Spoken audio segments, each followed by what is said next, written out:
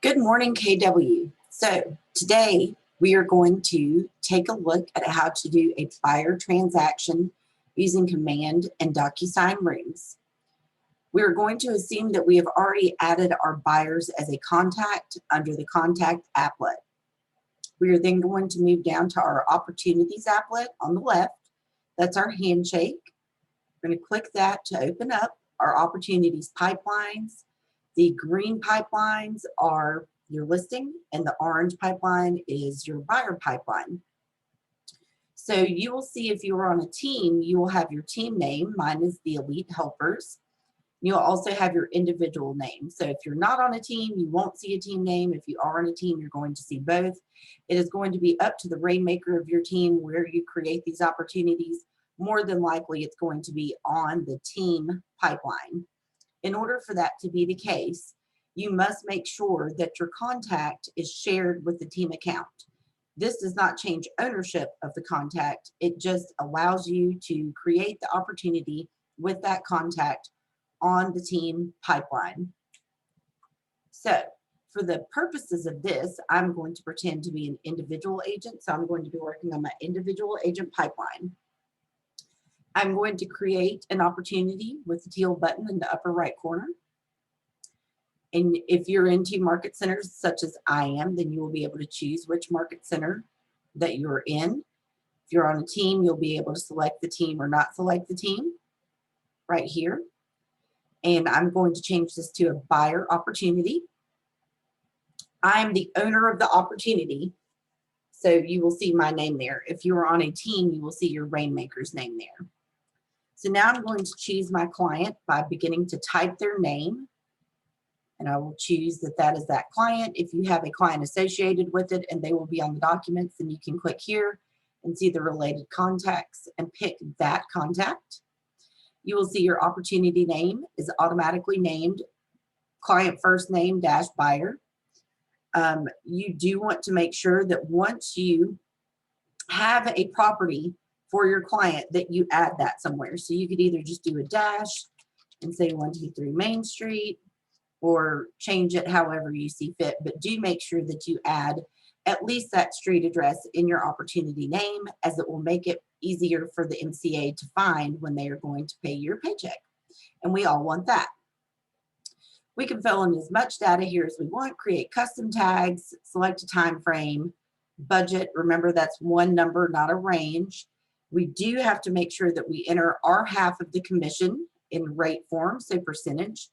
And we always want to make sure that we are moving our opportunities through our opportunity pipeline. The furthest we can take it upon creation is the active phase in negotiations as the stage. So again, if this is already under contract, you can't create it that way. This is as far as you can go to create it. So then we're going to click the teal create button in the lower right corner of that pop-up window. You will now see that we are in our opportunities details page. So we want to make sure, remember, everything in Command is extremely linear. So we walk in order to do what we're trying to do. Details, buyer profile, documents, offers and commissions, notes, and your timeline. So the first thing that we will want to do is make sure that we're adding an address. Obviously, this is not a real address, so I'm going to keep typing.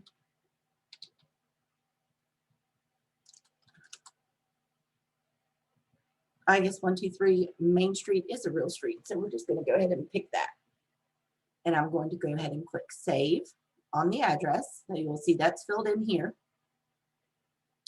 Over here on the left-hand side, you can see the details that I have in. Again, the more that you feed the system, the more it's going to be able to give you back as the artificial intelligence grows in its knowledge base. So you do want to make sure you give it as much as you can.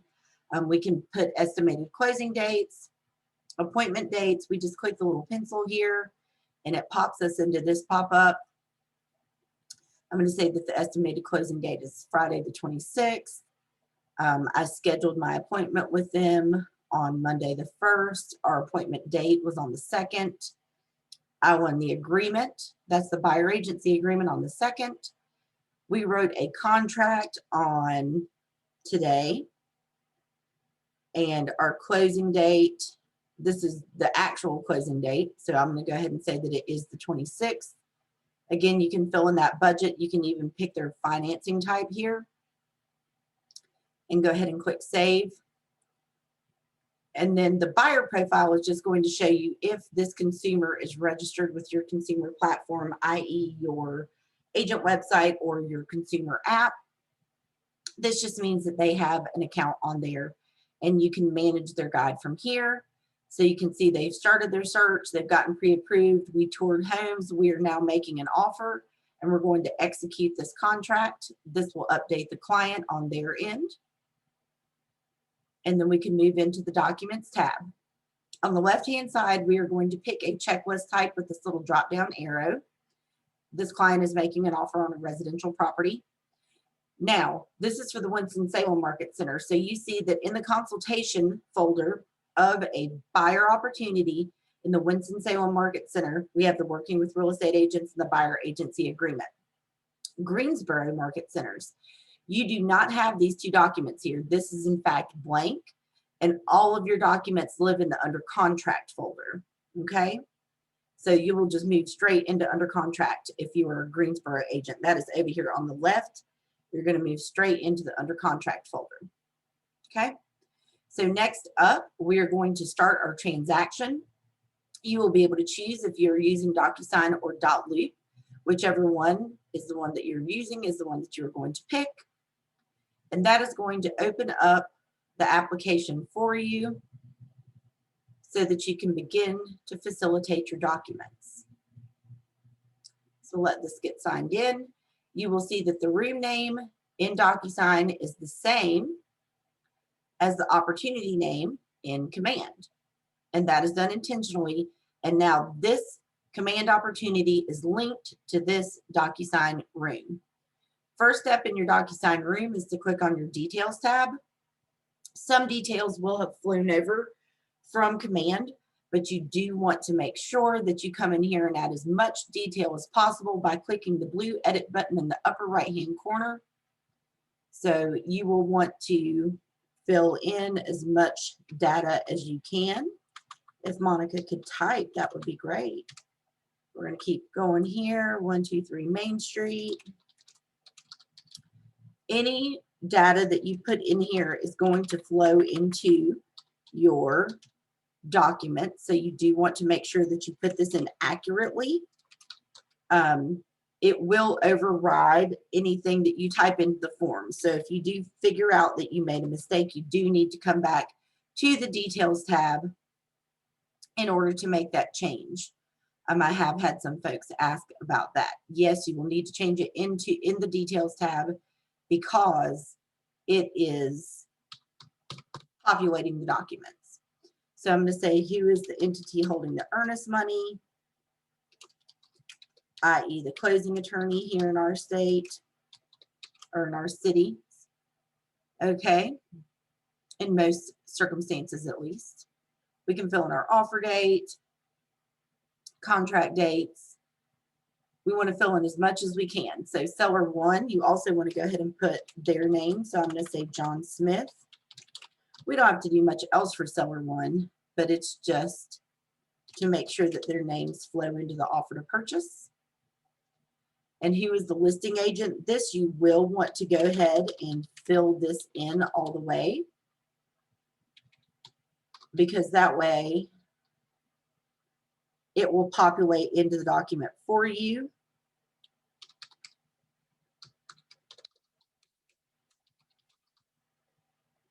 And don't forget, we do have templates upcoming. I do not have a hard date for this. We are hoping March, but they've made no promises. Keller Williams Realty Elite, using the lovely Candy as the other agent. And so again, you just want to make sure that you fill in all of the details that you have for this transaction in your Details tab. Select country so that I can pick North Carolina. There we go. All right, so now I have Candy's information filled out. There's no listing agent 2. It knows that buyer 1 is Dakota and that this is his email. If you want Dakota or your first client's home address to appear on the documents, then you can go ahead and fill those in here. This is where you're going to want to fill those in. I usually stick with their name and their email address because that is what I need for them to sign. And here is my information that pulled in from command. What it does not pull in, and they're working on it, is the city, the country, the state, and the zip code. So I just go ahead and add that in. There's no buyer agent 2. So I'm happy with my details now. I'm going to click save in the lower right hand corner, move forward into my documents. Now I'm going to click the blue add button in the upper right corner. I'm going to choose from Docusign Forms. It's going to give me this pop-up. We're going to pick Docusign Forms group. Winston-Salem Market Center, you are looking for KWRE buyer forms and listing forms, vacant land forms. KW Greensboro offices, you are looking for listing packet residential or buy it packet residential. These are packages that have been set up for you by your leadership team that are documents that you would use in conjunction with one of these transactions. So I'm going to pick KWRE buyer forms. I need an offer to purchase, an exclusive buyer agency, or working with real estate agents. I'm not going FHA. I'm going to need a professional services disclosure and an affiliated business disclosure. I'm going to add that in. You will see the documents flow into the Docusign room now. From this tab, I'm in my Documents tab. I have filled out my details. I'm in my Documents tab. I'm going to do the text in my form. So I'm going to open this offer. We do not do signatures in this step. So I'm going to open each one of my documents by clicking on it. You'll see what's flown in from the Details tab here. I'm going to go through and complete this document.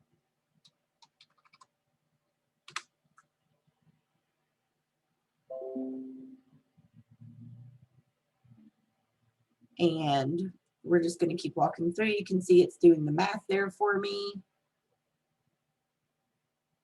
Keep going down. We're doing an official date check. See that the escrow agent filled in. What's the due diligence period? We will say, just to be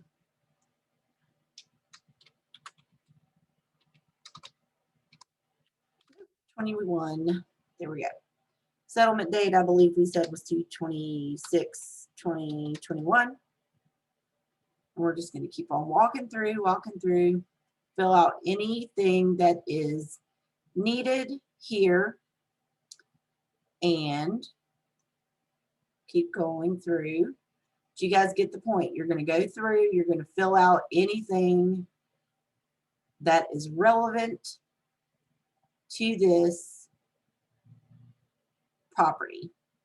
Save and close.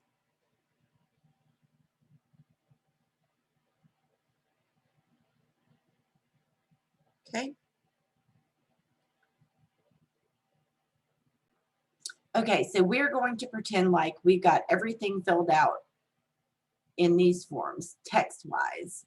So all I have to get signed right now for me personally is this working with real estate agents, my exclusive buyer agency agreement, the offer to purchase, and I can go ahead and click add forms from my computer. I will have gone into the MLS and downloaded the disclosures that were in the MLS. I'm just going to pull in some random forms here that are a mineral oil and gas rights that was from the MLS. I'm going to add one more and look for a professional services disclosure that I might have, or not professional services, my bad, property disclosure. so you guys can see what this looks like.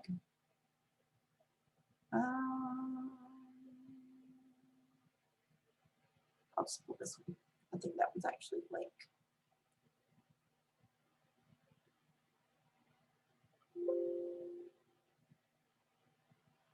Let's see. Property disclosure. Sure, I have one on here somewhere. Just take that one. Okay. So now, these are the things that I need to get signed this go around with my clients. So I've selected the documents I want to get signed. I'm going to click the pen up on my toolbar.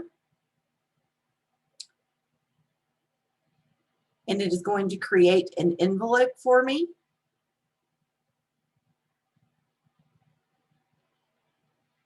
Give that a minute to do that. And so now you'll see here, if you have some C in your personality, you always want to make sure that you rename your envelope. So this was the Perry's buyer docs and offer.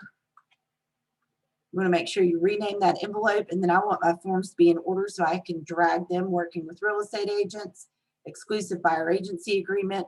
You may want them to take a look at these disclosures prior to signing their offer, because it says in the offer that they saw them and received them. So now I'm happy with this order. So now this is the most important thing. The most important thing is to come down here and add recipients from pre-tagged roles.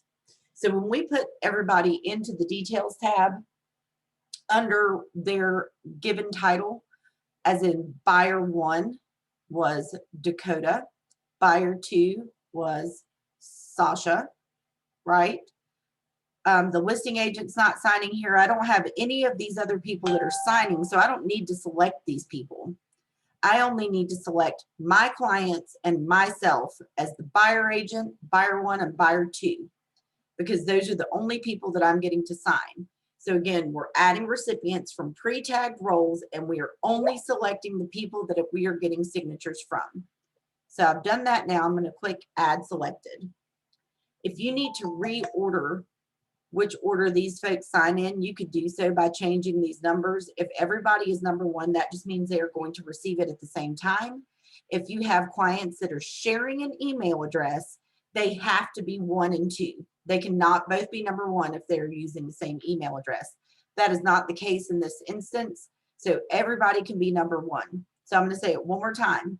We're adding our documents to the envelope, and then when we add recipients to the envelope, we want to make sure that we add them from pre-tagged roles and assign them to their designated position.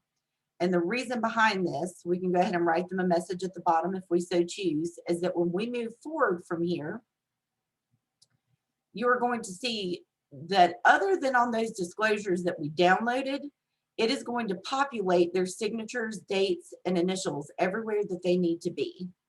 And so I would have filled all this out in my forms. But you'll see that Dakota is blue, Sasha is purple. There are places for them to sign.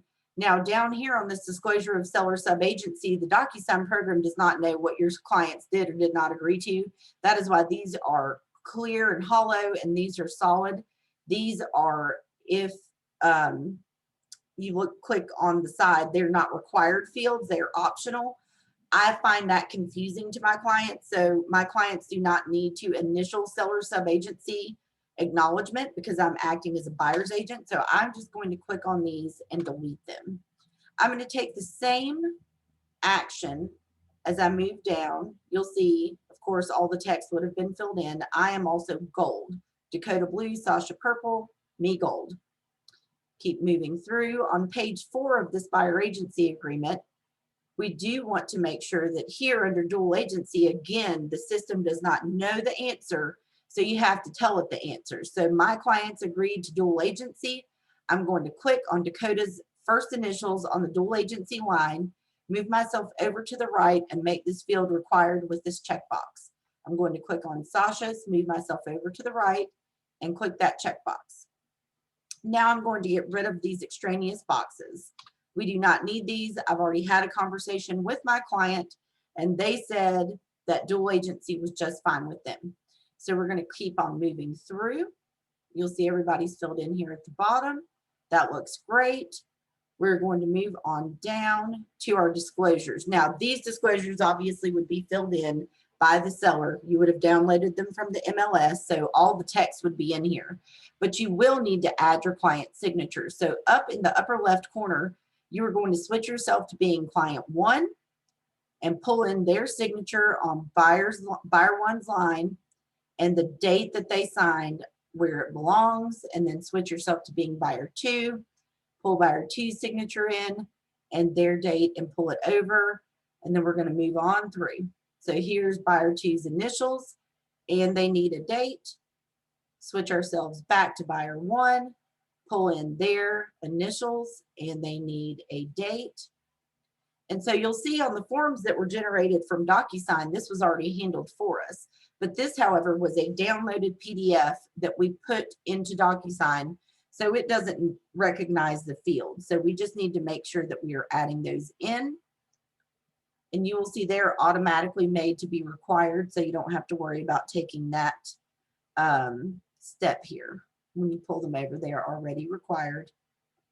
So we're just going to work our way through our disclosures and pull in what we need here, like so. Switch ourselves back, drag those initials and that date. Now we're down on mineral oil and gas rights. I'll show you a quick tip here. Pull buyer 1's initials, kind of big for that box, so we're going to make it smaller. And then I'm going to switch myself to buyer 2. Her initials will stay the same size. And then I can actually drag a box around these two and copy them and then paste 1, 2, 3, 4, 5 times. Can drag that set down here to the bottom, drag this here. Makes life much easier when you don't have to drag them over from the side. We just put them where they go. That looks great. And now I'm going to drag over those signatures and the dates. Okay, and then we would send these off to get signed, and hopefully our offer gets accepted, and then we can upload the finished documents into Command. So I hope that this helps you, and I hope that you have a great day. We'll talk to you soon. Bye.